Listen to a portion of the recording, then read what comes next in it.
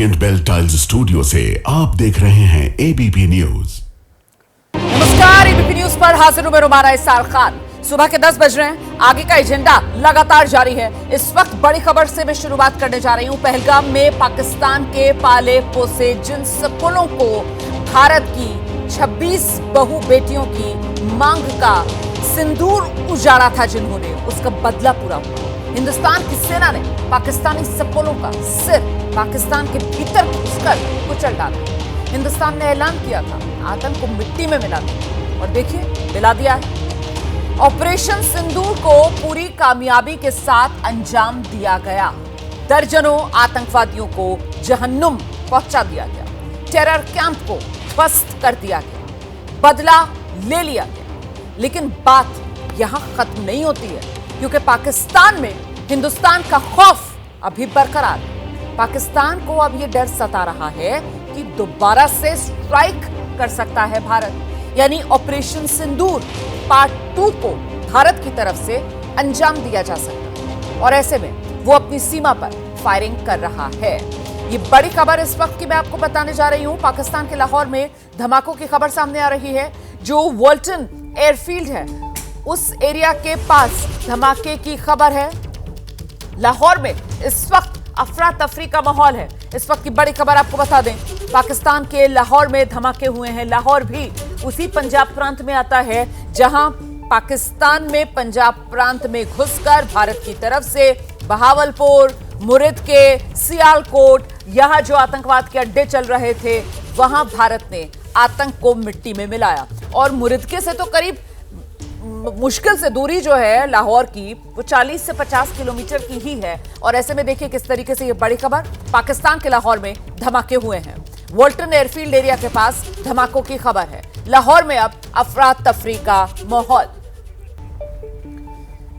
हमारे साथ हमारे सहयोगी इस वक्त मौजूद हैं। मैं आपका परिचय करा देती हूं। देखिए, आशीष कुमार सिंह और नीरज राजपूत हमारे दो सहयोगी इस वक्त स्टूडियो में मेरे साथ मौजूद हैं, और साथ ही न्यूज रूम से हमारे साथ हमारे सहयोगी शिवांक इस वक्त मौजूद हैं। जरा पहले आशीष का रुख कर लेते हैं और आशीष से जानते हैं, आशीष क्या जानकारी मिल रही है लाहौर में जो धमाके हुए हैं?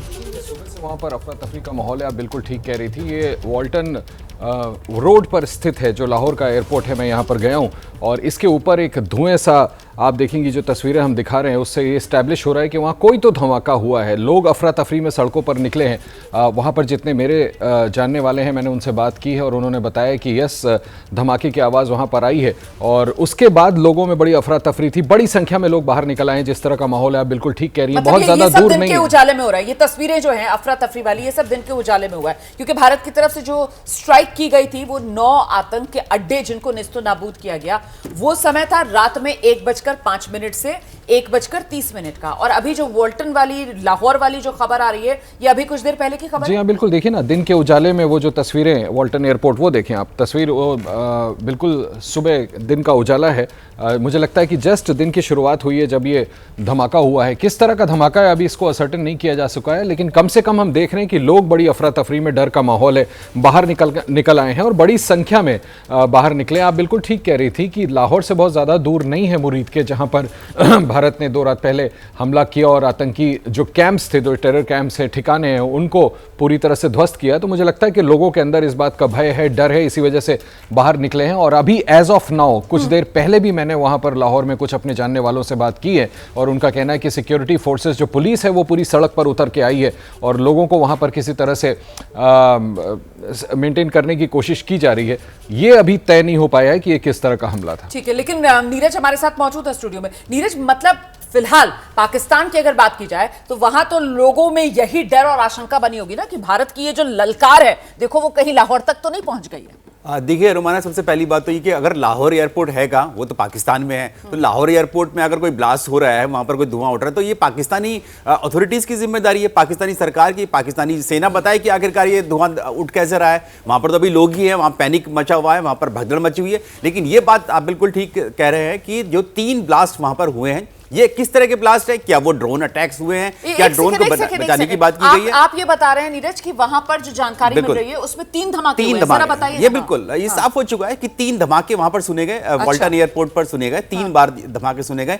आखिरकार क्या वो जो भारत ने ऑपरेशन सिंदूर किया था, कभी कभी ऐसा होता है कि जो म्यूनिशंस होते हैं वो रह जाते हैं और बाद में फटते हैं, जब कोई आप छू लेते हैं, कोई टच करता है उसको और वो बाद में फटते हैं। तो ऐसा भी हो सकता है क्योंकि हमने स्कैल्प मिसाइल वहां पर दागी, हमने ब्रह्मोस मिसाइल वहां दागी, हमने अपने लॉइटरिंग म्यूनिशन लाहौर एयरपोर्ट पे नहीं रोमाना, हमने उनके मुरीद के करीब में ही है, वहां से हो सकता है ट्रेजेक्ट्री वहां से होकर निकली हो, वहां से हमने तो टेररिस्ट कैंप्स को निशाने पर लिया। तो ये कभी होता है कि आपका डाइवर्ट हो गया या कोई गिर गया आपका, क्योंकि हमारे तो जैसे कि पाकिस्तान के विदेश मंत्री ने कहा कि 75 से 80 हमारे रफाल फाइटर जेट्स ने वहां पर अटैक किया। इन रफाल वो जो 75-80 की बात कर रहे थे रोमाना, उसमें fighter jets, Rafale fighter jets, Sukhoi हैं, मिराज 2000 है, इसके अलावा मिसाइल भी जो दागी गई हैं, प्रिसिशन जो वेपन्स इस्तेमाल किए गए, उन सबको मिलाकर जो ये 75 से 80 के करीब जो मिसाइल जो दागी गई। तो ऐसा हो सकता है कि उसमें एक आध गिर गई हो वहां जाके, लेकिन ये पाकिस्तानी सरकार की जिम्मेदारी है, पाकिस्तानी सेना की जिम्मेदारी है, लाहौर एयरपोर्ट की जिम्मेदारी है कि वो बताए कि आखिरकार हुआ क्या है वहां पर। अच्छा, और फिलहाल मुझे लगता है ये भी एक जानकारी हमें दर्शकों को देनी चाहिए,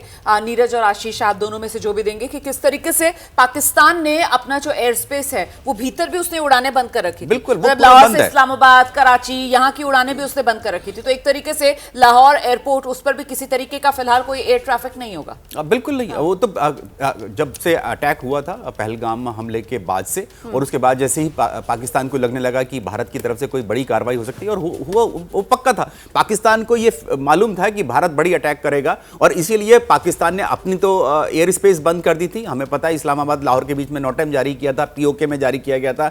इसके अलावा जो इंटरनेशनल एयरलाइंस उन्होंने खुद ही बंद कर दिया था। भारत ने तो वैसे ही पहले से ही बंद कर रखा है, उनका कोई एयरक्राफ्ट उधर से गुजरता नहीं है।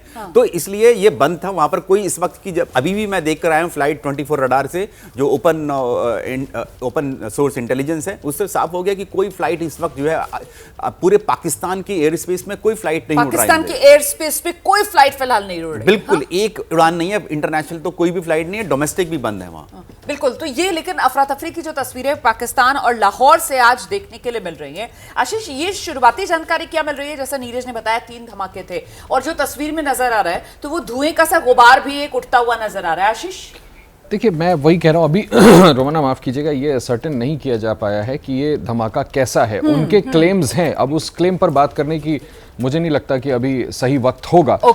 बस अभी ये है कि जो लास्ट मैंने आपको बताया, चलिए तो इंतजार कर लेते हैं, देखते हैं इंतजार करना ठीक होगा। देखिए, ऑपरेशन सिंदूर के बाद पाकिस्तान बौखलाया हुआ है, वैसे इसमें तो कोई दो राय है नहीं।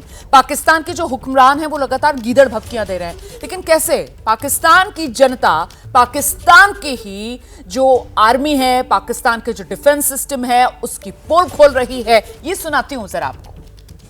कल रात इंडिया ने पाकिस्तान के ऊपर 24 मिसाइल हमले किए, और हैरानगी की बात यह है कि तकरीबन सारे मिसाइल अपने टारगेट के ऊपर जाके लगे। इंडिया ने जो टारगेट सेट किया हुआ था, इंडिया ने वो टारगेट अचीव किया। और इससे बढ़ के हैरानगी की बात यह है कि पाकिस्तान का दिफाई निजाम, हमारा डिफेंस सिस्टम, एक भी मिसाइल को इंटरसेप्ट नहीं कर सकता, एक भी मिसाइल को हम रोक नहीं सकते। सारे हमले हम रोकने में नाकाम रहे। एग्जैक्ट जो इंडिया ने टारगेट अचीव करना था वो अचीव किया है। वो जो कहते हैं ना कि इंडिया ने घुस के मारना था, इंडिया ने वाकई घुस के मारा, और हम उसके मिसाइलों को रोक नहीं सके। ये हकीकत है। अब इसको आप ये मत कहें कि जी आप इंडिया की तारीफ कर रहे हैं, ये कर रहे हैं, वो कर रहे हैं। भाई जो हकीकत है वो हकीकत है। आप सुनते आ रहे हैं कि ईरान 200 मिसाइल फायर करता है, 400 मिसाइल फायर करता है, 1000 मिसाइल फायर करता है, और इसराइल के अंदर जाके एक आधी गिरता है, बाकी सारे के सारे इसराइल इंटरसेप्ट कर लेता है। ऐसा मजबूत दिफाई निजाम है इसराइल का। लेकिन हमारे पास देख लो, 24 मिसाइल छोड़े इंडिया ने, और एक भी नहीं हम रोक सके। और हैरानगी की बात यह कि अभी इंडिया ने किसी फौजी तनसीबात को निशाना नहीं बनाया।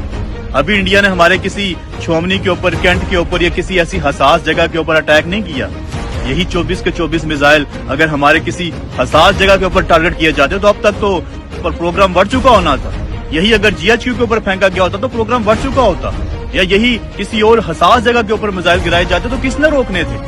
हम तो रोक ही नहीं सके भाई, एक भी मिसाइल नहीं हम रोक सके। दूसरी अफवाहें ये फैलाई जा रही थी, सारी रात को पाकिस्तानी मीडिया लगा हुआ था, सोशल मीडिया के ऊपर तमाम झूठ पॉलिसी लगे हुए थे, वो पाकिस्तान ने इंडिया के जहाज गिरा दिए हैं। वो सारी पिक्चर्स मैंने देखी, कोई 8 महीने पुरानी है, कोई 3 साल पुरानी है। हमने इंडिया का वो जनरल हेडक्वार्टर गिरा दिया, पता नहीं क्या गिरा दिया। वो मैंने सर्च किया, वो भी फेक न्यूज फैलाई हुई।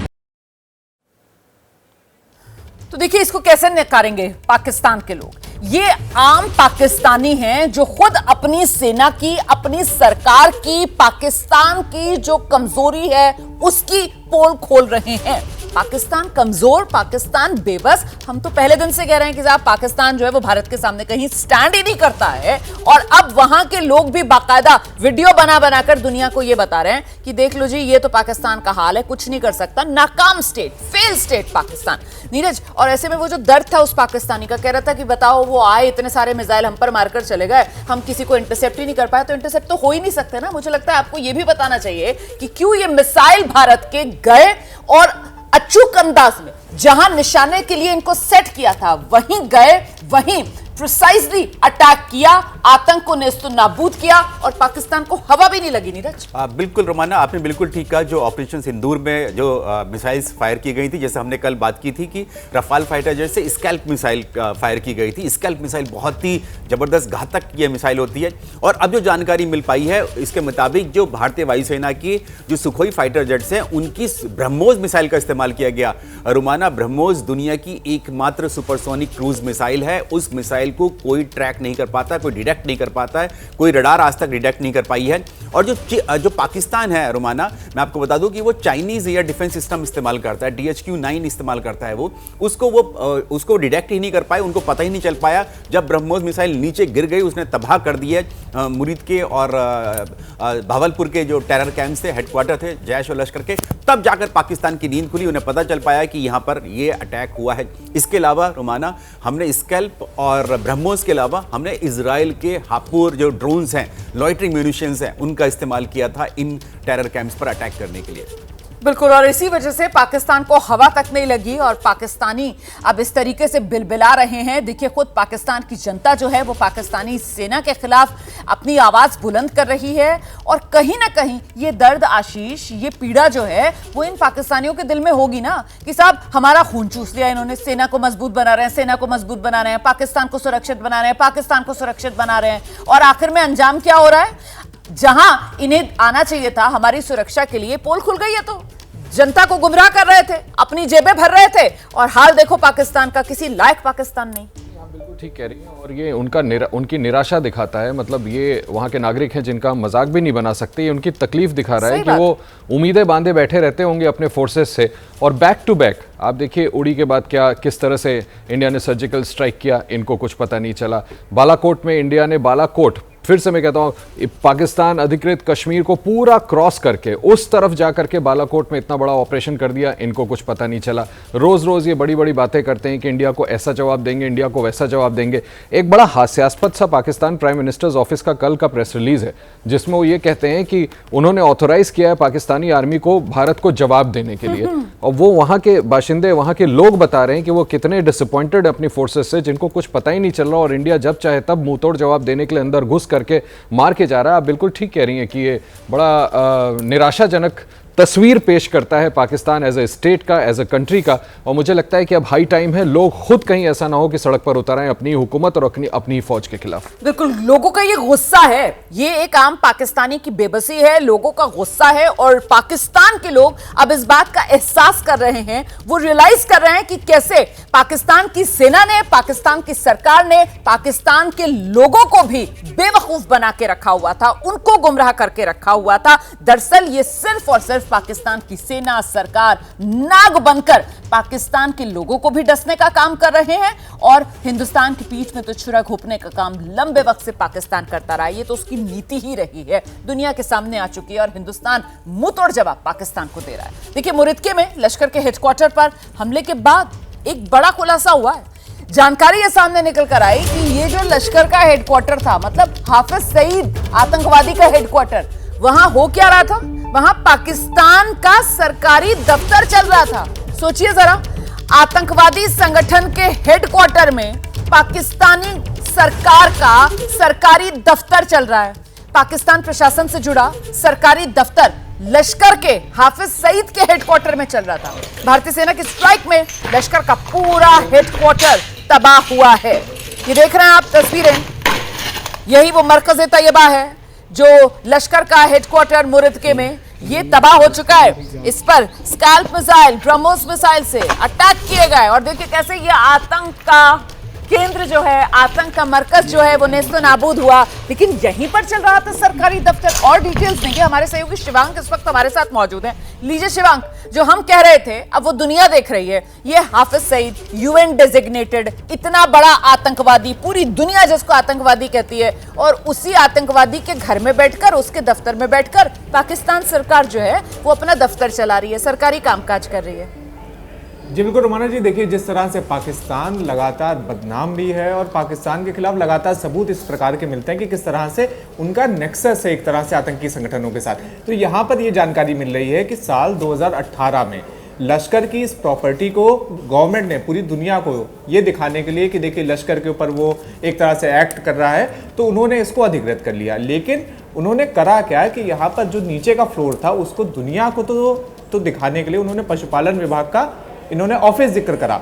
लेकिन यहाँ पर जो सूचना मिल रही है सूत्रों के द्वारा कि आईएसआई के तकरीबन 5 अधिकारी यहाँ पर हर वक्त रहते थे, जिसमें 2 सीनियर लेवल के ऑफिसर थे और 3 जूनियर लेवल के ऑफिसर यहाँ पर रहते थे। उसके अलावा जो देखिए जो मतलब ग्राउंड फ्लोर का है ये जो पूरा चंक है, जहाँ पर ये जिसे इन्होंने एडमिनिस्ट्रेटिव ब्लॉक कहा है, यहाँ पर 2 कमरे आईएसआई के लिए थे। उसके अलावा एक बेसिकली मीटिंग रूम था, कॉन्फ्रेंस रूम था, और उसके अलावा इस पूरे हेडक्वार्टर में जो पूरा ये जो पूरी मतलब तस्वीर दिख रही है, यहाँ पर पूरा आतंक के कैंप थे, आतंकियों के रहने की व्यवस्था थी। उसके अलावा उनके ट्रेनिंग के सारे बंदोबस्त यहाँ पर मौजूद थे। तो देखिए जिस तरह से पाकिस्तान का लगातार जब से भारत ने अटैक करा है पाकिस्तान के ऊपर, तब से लगातार पाकिस्तान का ये जो कोरिलेशन है आतंकियों के साथ, ये लगातार एक्सपोज हो रहा है। और यहाँ पर भी ये बड़ा खुलासा हुआ है कि किस तरह से ये जो ध्वस्त हेडक्वार्टर का जब विजुअल आया तब इसमें साफ साफ ये नजर आया कि किस तरह से वहां पर मोहम्मद अली जिन्ना की फोटो लगी है। कथित रूप से उसको सरकारी एक तरह से दफ्तर बताया गया। अब लश्कर के ऑफिस को पाकिस्तान ने अपना सरकारी दफ्तर बता रखा है। बिल्कुल, देखिए जरा, और आपने ये जो बात कही है ना, वो आईएसआई वाले अफसर वहां पर तैनात, मुझे लगता है जरा सा नीरज को आना चाहिए। मतलब ये तो साफ तौर पर आतंकवादियों की खिदमत में पाकिस्तान की खुफिया एजेंसी आईएसआई वो तैनात वहां पर आतंकवादियों की सेवा कर रहे हैं। बिल्कुल शिवांग, और आप बिल्कुल ठीक कह रहे हैं रुमाना कि ये जो दरअसल जो एडमिनिस्ट्रेटिव ब्लॉक है, ये दरअसल आईएसआई के ही ऑफिसेज होते हैं। वो अपने आप को, क्योंकि खुफिया एजेंसी है पाकिस्तान की, वो अपने आप को एक्सपोज नहीं करते हैं, तो इसलिए administrative block, government administrative block लिखते हैं। लेकिन ये बात बिल्कुल तय है, ये मुरीद के जो है हाफिज सईद का जो लश्कर तैयबा है उसका हेडक्वार्टर है। और यहाँ पर जो है, क्योंकि वहां पर जो स्टेट एक्टर्स और नॉन स्टेट एक्टर्स एक ही हाथ के हाथ मिलाकर चलते हैं, पाकिस्तानी खुफिया एजेंसी की ही ये टेररिस्ट ऑर्गेनाइजेशन है। और इसीलिए वहां पर टेररिस्ट ऑर्गेनाइजेशन को कंट्रोल करने के लिए, उनके साथ कोऑर्डिनेशन करने के लिए आईएसआई के अधिकारी वहां मौजूद रहते हैं। इसलिए ये गवर्नमेंट एडमिनिस्ट्रेटिव ब्लॉक है। बिल्कुल। इस बीच एक और बड़ी खबर दर्शकों को बताते हैं। ये जो मुरिदके में लश्कर का अड्डा बना हुआ है, सैटेलाइट तस्वीरों में ध्वस्त होता हुआ ये नजर आया है। सूत्र ये बता रहे हैं कि चाहे तो बहावलपुर हो या फिर मुरिदके हो, भारत के हमले में इन दोनों आतंकी नेटवर्क से जुड़े, मतलब जैश ए मोहम्मद से जुड़े और लश्कर तैयबा से जुड़े, इन दोनों आतंकवादी नेटवर्क से जुड़े 110 से ज्यादा आतंकवादी जिनकी मौत हो चुकी है, 110 से ज्यादा मारे गए हैं। ये सांप और सपोले। इस बीच भारतीय सेना के ऑपरेशन सिंदूर ने पाकिस्तान में मौजूद आतंक के अड्डों को तबाह कर दिया। जैश ए मोहम्मद, लश्कर तैयबा, हिजबुल मुजाहिदीन, नाम इनके कुछ भी हों, काम इनका सिर्फ और सिर्फ आतंक फैलाना है। मुखौटे बदलते रहते हैं, ये नाम और पहचान बदलते रहते हैं ये बचने के लिए। लेकिन इन सबको भारत ने खत्म करने की ठानी और इसीलिए जैश, लश्कर, हिजबुल के हेडक्वार्टर, ट्रेनिंग कैंप पर भारत का बारूद ऐसा बरसा कि आतंकिस्तान की जमीन मिट्टी में मिल गई। इसी कड़ी में बहावलपुर में जैश के हेडक्वार्टर में भारत की स्ट्राइक के बाद ड्रोन से तस्वीरें ली गई हैं। ये तस्वीरें आप देख रहे हैं। इन तस्वीरों में साफ देखा जा सकता है जैश का हेडक्वार्टर किस तरीके से नेस्तो नाबूद हुआ है। जैश के हेडक्वार्टर की छत उड़ चुकी है। भारत की मिसाइल ने दहशतगर्दों की इस इमारत को खंडहर में तब्दील कर दिया है। तो भारत के ऑपरेशन सिंदूर में बहावलपुर में जैश का हेडक्वार्टर तबाह हुआ। आपको आतंकी संगठन जैश के मुख्यालय की अब मैं 2 तस्वीरें दिखाने जा रही हूं। ये 2 तस्वीरें हैं, ये दोनों तस्वीरें वही बहावलपुर की हैं। पहली तस्वीर हमले से पहले की है, जिसमें आतंकी संगठन जैश ए मोहम्मद का ये मुख्यालय दिख रहा है। मसूद अजहर, जैश ए मोहम्मद मतलब प्रमुख उसका मसूद अजहर। तो ये मसूद अजहर के जैश का मुख्यालय एक तस्वीर में पूरा चमचमाता हुआ देखिए, तैयार, बिल्कुल सही सलामत। आतंकियों को यहीं पर तैयार किया जाता था। तस्वीर एक हमले से पहले की है और दूसरी तस्वीर हमले के बाद की, ऑपरेशन सिंदूर के बाद की, जिसे भारतीय सेना ने तबाह कर दिया। उसके बाद की तस्वीर भी आपके सामने है। सीधे आपको लेकर चलते हैं, शिवांक हमारे साथ लगातार बने हुए हैं और जरा शिवांक से ही समझते हैं। कल जब भारत सरकार की तरफ से प्रेस कॉन्फ्रेंस की जा रही थी, उस समय इस बहावलपुर को लेकर विस्तार से बताया गया कैसे यहां बहावलपुर में ये जो जैश ए मोहम्मद का मरकज है, मरकज सुभान अल्लाह है ना, यही इसका नाम है, यहां पर आतंकवादियों को भर्ती किया जाता था, उनकी इंडोक्ट्रिनेशन की जाती थी, ब्रेन वॉश उनको किया जाता था, यहीं पर ट्रेनिंग की जाती थी और यहीं से उन्हें मरने मारने के लिए तैयार किया जाता था, हिंदुस्तानियों का खून बहाने के लिए तैयार किया जाता था। और किस तरीके से वो इमारत बुलंद थी और अब ऑपरेशन सिंदूर के बाद कैसे वो इमारत खंड खंड है, तस्वीरें खुद इसकी गवाही दे रही हैं शिवांक। जी बिल्कुल रुमाना जी, देखिए जिस तरह से जैश ए मोहम्मद का जो हेडक्वार्टर था, ये एक तरह से उसका एक एपिसेंटर था कि यहीं पर ही उसके जैश ए मोहम्मद के सारे काम होते थे, चाहे प्लानिंग हो, चाहे ट्रेनिंग हो और उसके अलावा एग्जीक्यूशन। जब भी कोई भी आतंकी हमला करवाया जाता था तो यहीं पर ही कमांड सेंटर बनाकर उसके ऊपर निगरानी रखी जाती थी कि जिन आतंकियों को वो भारत भेज रहे हैं वो किस तरह से हमला कर रहे हैं, क्या कर रहे हैं। तो ये सारी चीज़ें लगातार इसी जैश हेडक्वार्टर से होती थी। और उसके अलावा एक और ज़रूरी चीज़ है, इसी जैश हेडक्वार्टर में अब से कुछ महीने पहले लश्कर और जैश इनके आतंकी भी मिले थे। तो यहाँ पर इन आतंकी संगठनों का आपस में मेलजोल भी होता था और सभी भारत विरोधी एक गढ़ था ये पूरा आतंकी संगठन का, ये पूरा हेडक्वार्टर। और जहाँ पर यह भी जानकारी दी जा रही है कि यहाँ पर एक समय में 650 से ज़्यादा आतंकी के यहाँ पर रहने की व्यवस्था थी, ट्रेनिंग की व्यवस्था थी। उसके अलावा उनका पूरा ब्रेन वॉश किया जाता था, जिहाद का पूरा पाठ पढ़ाया जाता था और उसके अलावा उसके अलावा आर्म्स की पूरी ट्रेनिंग दी जाती थी, एमुनेशन का पूरा भंडार था। यहाँ पर यह भी जानकारी मिल रही है कि जो एक रूम मतलब एक पूरा फ्लोर था वो खाली एमुनेशन से ही भरा था, जहाँ पर हथियार होते थे, बंदूक होती थी, बम होते थे, ये सारी व्यवस्था यहाँ पर मौजूद थी। लेकिन जिस तरह से भारत ने कल एयर स्ट्राइक करी उसके बाद ये पूरा जैश का हेडक्वार्टर निस्तेनाबूद हो गया, खत्म हो चुका। और एक और जानकारी दी जा रही है कि ये जो पूरा हेडक्वार्टर था ये 200 एकड़ से ज्यादा के एरिया में फैला हुआ था। 200 एकड़ मतलब इतना बड़ा एरिया था जहां पर पाकिस्तान चाहता तो एक विश्वविद्यालय बना लेता, अच्छा सा हॉस्पिटल बना लेता, लेकिन उसने बनाया क्या, ये जैश का हेडक्वार्टर। जी बिल्कुल शिवांक, ये आपने बिल्कुल सही बात कही है, लेकिन पाकिस्तान की जब नीयत में ही खोट है तो उससे इस तरीके की उम्मीद करना ही बेमानी हो जाती है। और हिंदुस्तान ने ठाना है कि अब इस आतंकवाद को नेस्तनाबूद करना है। इसीलिए आशीष ये तस्वीरें बता रही हैं कि भारत का क्लियर कट संदेश है, आतंकवाद का खात्मा करके रहेंगे। देखिए ये एक बार और मैं शिवांग को पहले कॉम्प्लीमेंट कर दूं, बहुत अच्छी और अंदर की बड़ी बड़ी स्टोरीज कर रहे हैं। मुझे लगता है व्यूअर्स को बड़ी ऐसी जानकारियां मिल रही हैं जो अभी तक मिल नहीं पा रही थी। कमेंडेबल है इस तरह से तस्वीरें दिखाना, किस तरह से ध्वस्त किया गया है इन हेडक्वार्टर्स को। देखिए रोमाना, इसमें फिर से मैं कहूँगा 2 रोज़ से मैं और आप बात कर रहे हैं, हमारे जो इंटेलिजेंस नेटवर्क है उसका बहुत बड़ा योगदान है। पाकिस्तान क्या कह रहा है, अपनी जो प्रेस रिलीज उन्होंने निकाली, मैं 2 रोज से पढ़ रहा हूं कि इनोसेंट सिविलियंस को मारा, इंडिया ने इधर अटैक कर दिया, उधर अटैक कर दिया। सच्ची बात यह है कि जब वहां से 2-2 बार इसकी तफ्तीश करने के बाद भारतीय सुरक्षा एजेंसीज और यहां पर हमारे सरकार में ऑफिशियल्स को बताया गया कि यहाँ पर इतने नंबर ऑफ टेररिस्ट मौजूद हैं, उसके बाद उसको असर्टन करने के बाद इन ठिकानों को निशाना बनाया गया, इस पर अटैक किया गया। इसलिए ये कह देना कि भारत ने सिविलियंस को टारगेट किया, उनको मारा, बिल्कुल सरासर गलत है। और मैं बिल्कुल इन अग्रीमेंट विथ जो शिवांग कह रहा है उससे हूँ कि यहाँ पर बड़ी तादाद में आतंकी मौजूद थे और भारत ने टारगेट करके बड़े बड़े आतंकियों को यहाँ पर मार गिराया है। और ये ऐसे सेंटर्स हैं रोमाना पाकिस्तान में जो इंडिया स्पेसिफिक टेरर ग्रुप्स, जिन 3 टेरर ग्रुप्स की आप बात कर रही हैं, लश्कर ए तैयबा, हिजबुल मुजाहिदीन और जैश ए मोहम्मद, ये पाकिस्तान आर्मी ने सिर्फ और सिर्फ हिंदुस्तान के लिए बनाया था, सिर्फ इंडिया को वो हिट करते हैं। यहाँ पर उनके बड़े बड़े टेररिस्ट बड़ी लार्ज संख्या में, यहाँ पर यंग लड़कों को ला करके उनको ट्रेन किया जाता है भारत को अटैक करने के लिए। और ये एक तरह से उस टेरर नेटवर्क की कमर तोड़ने की तरह है, क्योंकि अब देखिए बड़ा हास्यास्पद स्थिति है।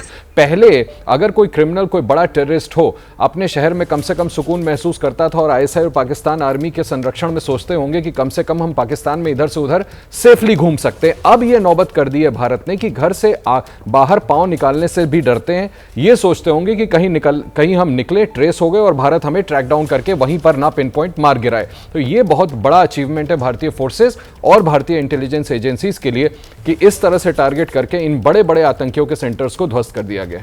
नीरज, बिल्कुल, देखिए जो आपने बताया रोमाना की चमचमाती जो बिल्डिंग्स हैं, इनको ये फंड कहाँ से आता था? पाकिस्तान तो एक पूरी तरह से भिखमंगा ही देश है, एक नाकाम देश है और टेररिस्ट स्टेट है। इनके ये क्या करते थे, इस्लामिक कंट्रीज से ये पैसा मंगाते थे, वहाँ से डोनेशंस आता था इनके पास, सऊदी अरब से, यूएई से, कतर से, ये सारी कंट्रीज जो रिच कंट्रीज हैं, डेवलप्ड कंट्रीज हैं, यहाँ से आता था। लेकिन ये मांगते किस नाम से थे कि हम यहाँ पर जो है गरीबों के लिए आ रहा है, दान आ रहा है। जैश मोहम्मद में आपको यकीन नहीं होगा रोमाना, वहाँ पर एक पूरी जो हायरार्की है उसमें एक जो उनका कमांडर जो नाम देते हैं, नाजिम जो देते हैं, तो उनमें से एक नाजिम था जो राहत के लिए था, राहत दवा ऐसे करके कुछ बोलते हैं वो उसमें नाजिम को।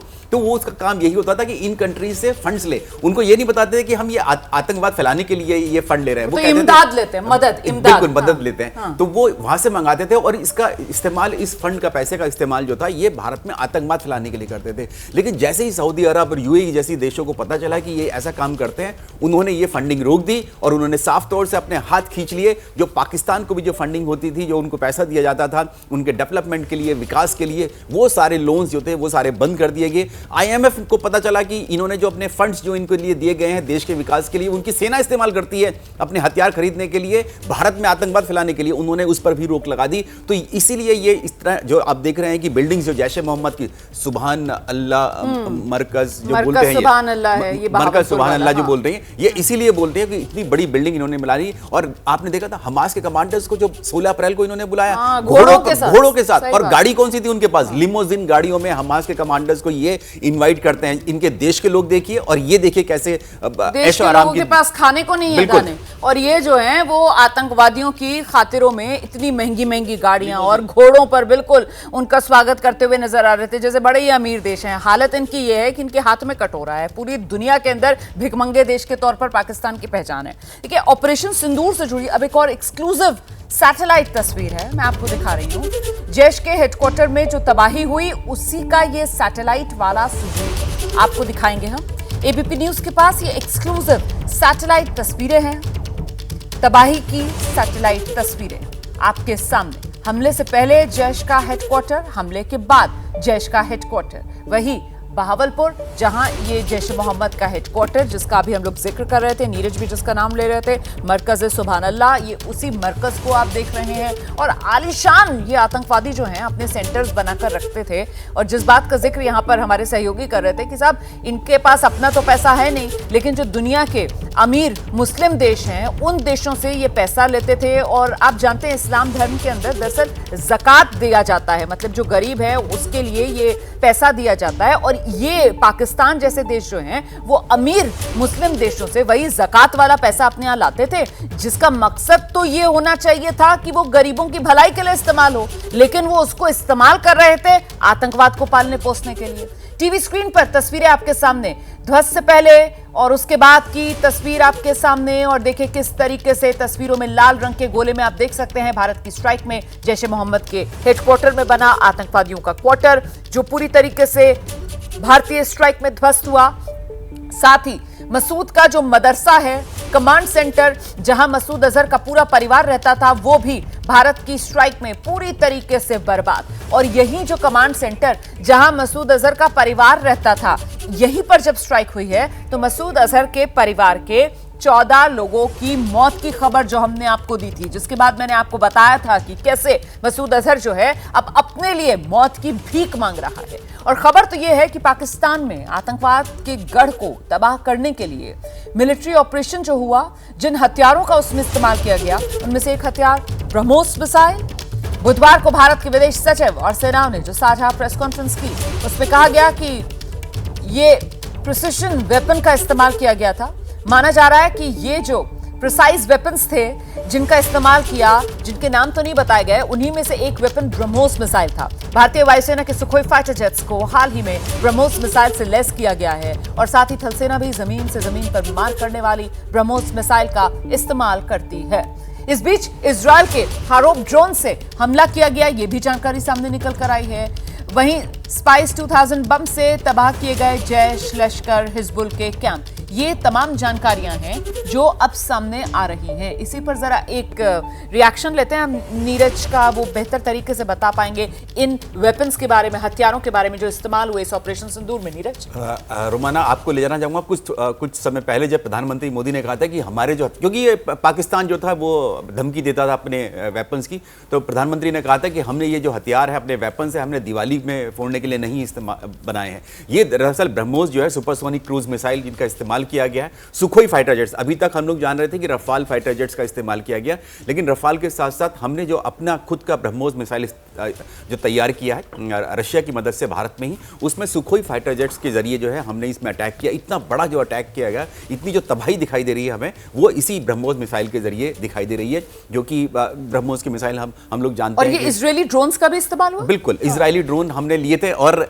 ये रोमाना पहली बार पता चल पाया है कि हारूप मिसाइल जो ड्रोन्स जो हैं वो भारत इस्तेमाल करता है इजराइल के। 2021 में भारत ने एक सौदा किया था, डील किया था इजराइल के साथ। उसमें ये कहा गया था कि हम इजराइल से कुछ ड्रोन्स खरीद रहे हैं, कामिकाजी ड्रोन्स, लेकिन हारूप लिया है, ये जानकारी सामने नहीं आई थी। ये पब्लिक फोरम में पहली बार सामने आया है कि हमने इनका इजरायली जो ड्रोन्स हैं इनका इस्तेमाल किया है। पीओके में खासतौर से जो हमने अटैक्स किए हैं उसमें इसका इस्तेमाल किया गया है। बिल्कुल, देखिए सारी रणनीतियां तो नहीं बता देनी चाहिए ना, कुछ तो छुपा कर रखनी चाहिए, और यही तो वो सरप्राइज एलिमेंट था। सरप्राइज एलिमेंट तो वैसे बहुत सारे थे पाकिस्तान के लिए, देखिए ना कुछ कर ही नहीं पाया पाकिस्तान, पूरी तरीके से बेबस, कमजोरी दुनिया के सामने खुलकर सामने आ गई। और वो पाकिस्तान है जो भारत को गीदड़ भपकियां दे रहा था, वो पाव पाव भर वाले अपने परमाणु बमों को लेकर। खैर, ऑपरेशन सिंदूर की सफलता के बाद एक तरफ पाकिस्तान में आतंकवादियों के जनाजे निकल रहे हैं और दूसरी तरफ पाकिस्तानी प्रधानमंत्री शहबाज शरीफ से लेकर सेना प्रमुख जिहादी जनरल मुनीर तक सबके चेहरे लटक गए हैं। और इस बीच एक और बड़ी खबर मैं आपको बता दूं, ऑपरेशन सिंदूर के बाद फिर हो सकता है ऑपरेशन। भारतीय वायुसेना को खुली छूट दे दी गई है। भारत सरकार ने वायुसेना को पूरी की पूरी इजाजत दे रखी है, कुछ भी संदिग्ध दिखे तो फिर जवाब दो। भारत सरकार की तरफ से सेनाओं के हाथ पूरी तरीके से खोल दिए गए हैं और भारत सरकार मजबूती के साथ अपनी सेनाओं के पीछे खड़ी हुई है। सेनाओं को खुली छूट है, अगर कुछ भी संदिग्ध लगे तो आप इंतजार मत कीजिए, आप जवाब दे दीजिए, आप अपने विवेक का, अपने विशेषाधिकार का इस्तेमाल कीजिए। आशीष, यही वो दृढ़ राजनीतिक इच्छा शक्ति जो सेना की मजबूती को और बढ़ा देती है।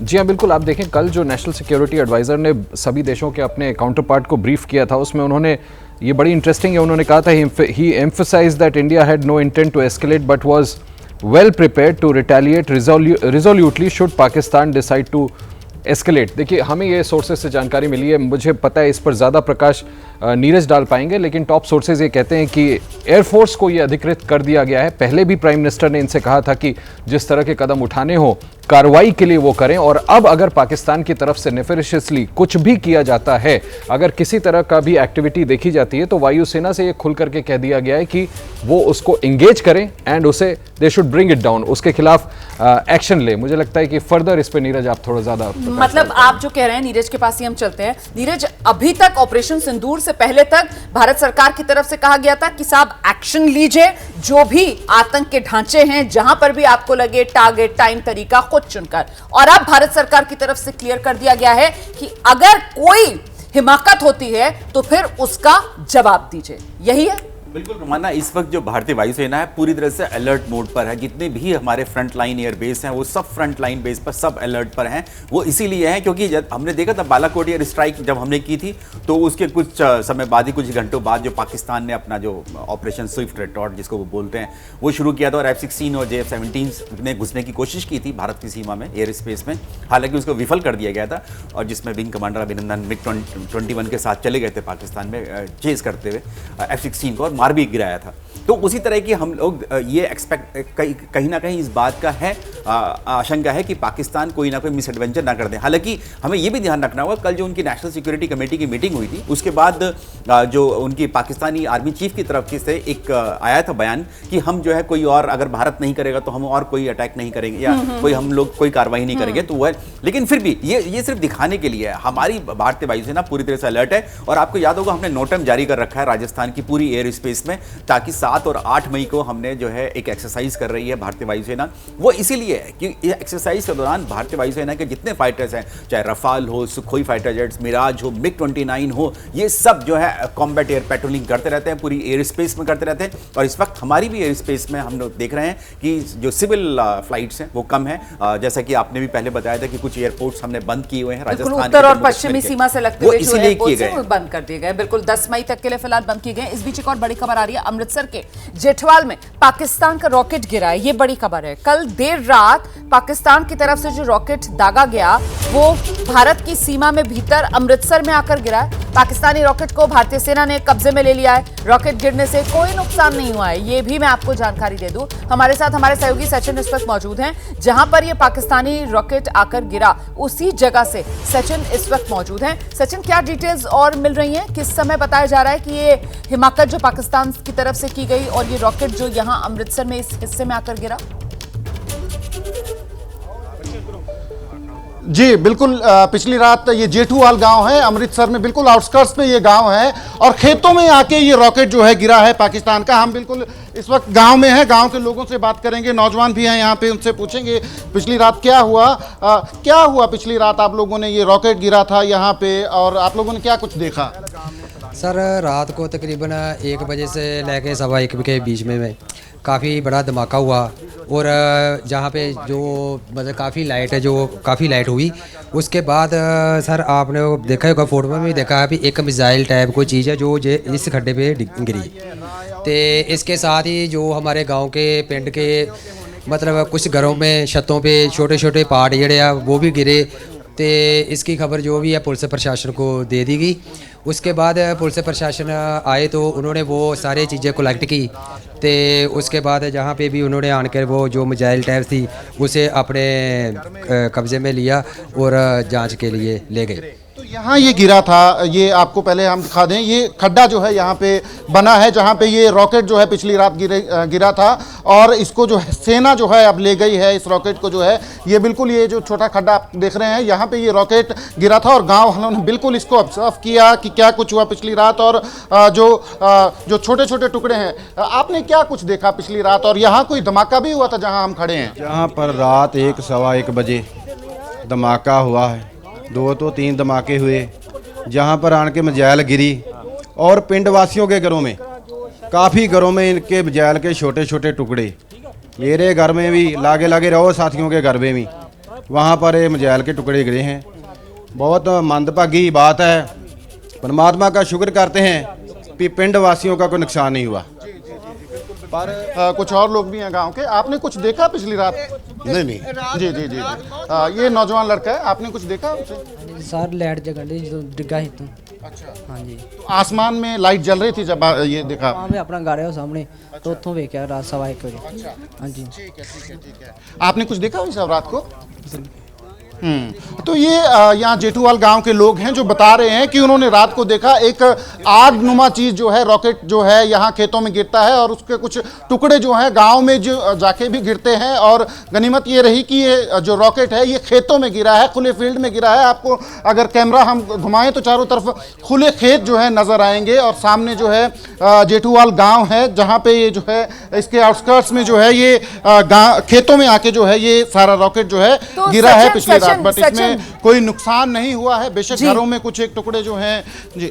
जी सचिन, ये तो इंटरनेशनल बॉर्डर वाला इलाका है ना, मतलब यहाँ जो लोग मौजूद हैं गांव के लोग, जरा उनसे पूछिए कि कभी इस हिस्से में पाकिस्तान की तरफ से यूं कोई रॉकेट दागा गया या शेलिंग कभी की गई है पहले, या ये पहली बार इस बार हो रहा है? जी मेरे साथ एक बुजुर्ग भी हैं गांव के, पहले तो आप ये बताओ आपने देखा क्या? ਇਹ ਰਾਤ ਇਹ ਜਦੋਂ ਖੜਾਕ ਹੋਇਆ, ਇਹ 4 ਖੜਾਕ ਹੋਇਆ, ਇੱਕ ਕੱਲਾ ਹੋਇਆ ਵਾ, 3 ਇਕੱਠੇ ਹੋਏ ਆ।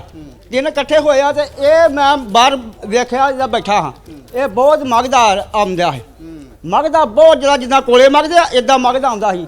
ਮੈਂ ਤਾਂ ਸੋਚਿਆ ਉਹ ਜਿਹੜਾ ਲੋਕੀ ਬੱਚੇ ਚੜਾਉਂਦੇ ਆ ਉਹ ਆਉਣ ਡਿਆ ਵਾ ਪੈਰਾਸ਼ੂਟ ਜਿਹਾ, ਉਹ ਮੈਂ ਆਂਦਾ ਵੇਖਿਆ ਤੇ ਮੁੜ ਕੇ ਇੱਥੇ ਆ ਕੇ ਲਾਈਟ ਬੁੱਝ ਗਈ ਆ ਯਾਨੀ ਕਿ ਜਦੋਂ ਖਤਮ ਹੋ ਗਿਆ ਬੁੱਝ ਗਈ ਆ ਇਹ ਜਿੱਦਾਂ ਕੋਲਾ ਮੰਗਦਾ ਇਦਾਂ ਮੰਗਦਾ ਆਇਆ ਵਾ बहुत ज़्यादा सारे खड़े धमक बहुत ज़्यादा जगह आई है जी।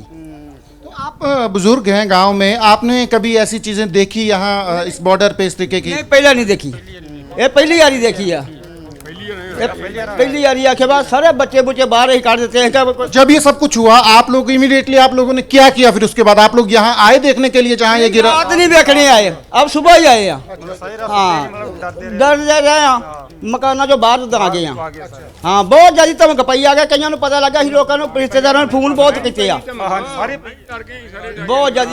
बच्चे आपने कुछ देखा रात को क्या?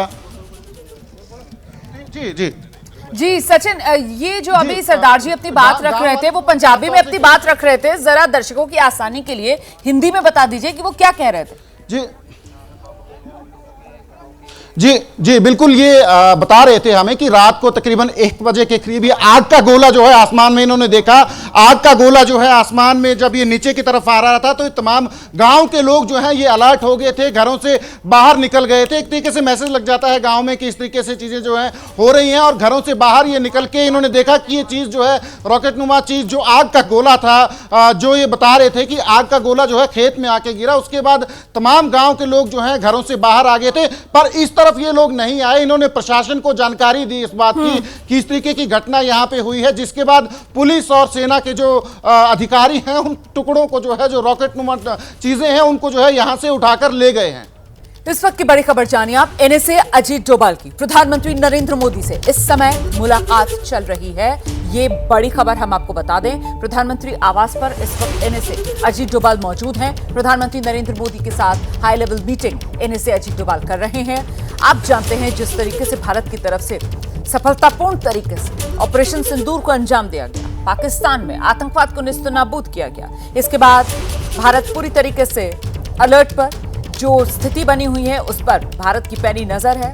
भारत पूरी तरीके से तैयार है, किसी भी तरीके की कोई अगर हिमाकत पाकिस्तान की तरफ से की जाती है तो फिर उसका पुरजोर तरीके से जवाब दिया जाएगा। और साथ ही दुनिया को भी भारत की तरफ से बताया जा रहा है ऑपरेशन सिंदूर क्यों जरूरी था, ऑपरेशन सिंदूर के मायने क्या हैं। और ऐसे में एनएसए अजीत डोभाल की आज प्रधानमंत्री नरेंद्र मोदी से मुलाकात, वो भी तब जबकि अब से महज चंद मिनट के बाद सर्वदलीय बैठक भी शुरू होने वाली है। जरा हम सीधे आपको लेकर चलेंगे, आशीष हमारे सहयोगी इस वक्त हमारे साथ मौजूद है और जरा जानते हैं आशीष से कुछ खबरें सुनकर मिल पा रही हैं। आशीष देखिए, अभी तो थोड़ी देर पहले पहुंचे हैं प्रधानमंत्री से मिलने के लिए नेशनल सिक्योरिटी एडवाइजर, और वो भी national security adviser to the prime minister of India. Minute to minute reporting कर रहे होंगे, सबसे बड़े सेनापति हैं प्रधानमंत्री मोदी के। प्रधानमंत्री मोदी के इशारे पे इतना बड़ा उन्होंने टेररिस्टों के खिलाफ पाकिस्तान में जिस तरह से कार्रवाई की है फौज ने उनके संरक्षण में, मुझे लगता है कि उसकी ब्रीफिंग, और उसके बाद आप देखिए 2 दिन से लगातार जो जिस तरह से तमाम देशों के अपने काउंटर पार्ट से वो लगातार बात कर रहे हैं, सभी को ब्रीफ कर रहे हैं कि इंडिया ने इस तरह का एक्शन क्यों लिया। इस बीच जिस तरह से पाकिस्तान तमाम कुछ देशों को जो उनके समर्थन में खड़े हैं उनको ब्रीफ करके अपनी तरफ से तर्कबाजी कर रहा है, उसकी काट क्या हो, वर्ल्ड स्टेज पर क्या आर्ग्यूमेंट्स रखने हैं। आप ठीक कह रही हैं, चंद मिनटों बाद ऑल पार्टी मीटिंग भी है, और अगर पाकिस्तान की तरफ से किसी भी तरह का मिस एडवेंचर होता है, जो पाकिस्तान के प्रधानमंत्री कल पहले उन्होंने शाम के वक्त नेशनल सिक्योरिटी कमेटी की बैठक के बाद अपना बयान जारी करके कहा कि पाकिस्तानी सेना को अधिकृत किया है कि वो इंडिया को रिस्पॉन्ड कर सकता है, they are well within their rights. और उसके बाद शाम के वक्त जो उन्होंने जो तकरीर की उसमें ये तक आरोप लगा दिया कि बलूचिस्तान में जो कुछ भी कार्रवाई बीएलए उनके खिलाफ कर रही है उसमें भी भारत का हाथ है। मुझे लगता है कि इंडिया उसको कैसे काउंटर करे उसको लेकर के लेकर भी यहाँ पर जरूर से चर्चा की जा रही होगी। और इस बीच बड़ी खबर, अब से थोड़ी देर बाद सर्वदलीय बैठक भी शुरू होने वाली है। ये जो सर्वदलीय बैठक होगी इसकी अध्यक्षता रक्षा मंत्री राजनाथ सिंह कर रहे हैं, ये जानकारी सामने आ चुकी है। सर्वदलीय बैठक में शामिल होने के लिए नेताओं के पहुंचने का सिलसिला भी शुरू हो गया है। सभी दलों के नेताओं को ऑपरेशन सिंदूर की सरकार की तरफ से विस्तृत जानकारी दी जाएगी। मैं सीधे आपको लेकर चलती हूँ, हमारे साथ हमारे सहयोगी अंकित गुप्ता इस वक्त मौजूद है। जरा जानते हैं अंकित गुप्ता से। अंकित, नेताओं के पहुंचने का सिलसिला शुरू हो चुका है इस समय? जी बिल्कुल, नेताओं के पहुंचने का सिलसिला शुरू हो चुका है और फिलहाल केंद्रीय मंत्री पहुंच चुके हैं सरकार की तरफ से। उसके अलावा अलग अलग राजनीतिक दलों के तमाम नेता यहाँ पर पहुंच चुके हैं। वो जो है राजनीतिक दल जिनके प्रतिनिधि जो है बड़ी बैठक में शामिल हो रहे हैं। प्रफुल्ल पटेल दिल्ली से पहुंच चुके हैं, सुप्रिया से पहुंच चुकी हैं, उसके अलावा रामगोपाल यादव पहुंच चुके हैं। इसी तरह से तमाम राजनीतिक दल सचिव पात्रा पहुंच चुके हैं बीजेडी से, तो तमाम राजनीतिक दलों के राजनेता पहुंचना शुरू हो चुके हैं और अगले जो 10 से 15 मिनट में बैठक शुरू होगी। 11 बजे का तय वक्त था और इसकी अध्यक्षता करेंगे खुद रक्षा मंत्री राजनाथ सिंह, जो कि भारत की सेना ने स्ट्राइक किए उसके बारे में आधिकारिक तौर पर तमाम सहयोगी दल और इसके अलावा जो अन्य राजनीतिक दल हैं उनको जानकारी देंगे। बहुत शुक्रिया अंकित गुप्ता, इस तमाम जानकारी के लिए नजर बनाकर रखिएगा। ऑपरेशन सिंदूर के बाद कल ही पहले सुबह में सीसीएस की बैठक हो गई थी, सीसीपीए की बैठक हुई, कैबिनेट की बैठक हो चुकी है और अब आज सर्वदलीय बैठक जिसकी अध्यक्षता रक्षा मंत्री राजनाथ सिंह करने जा रहे हैं।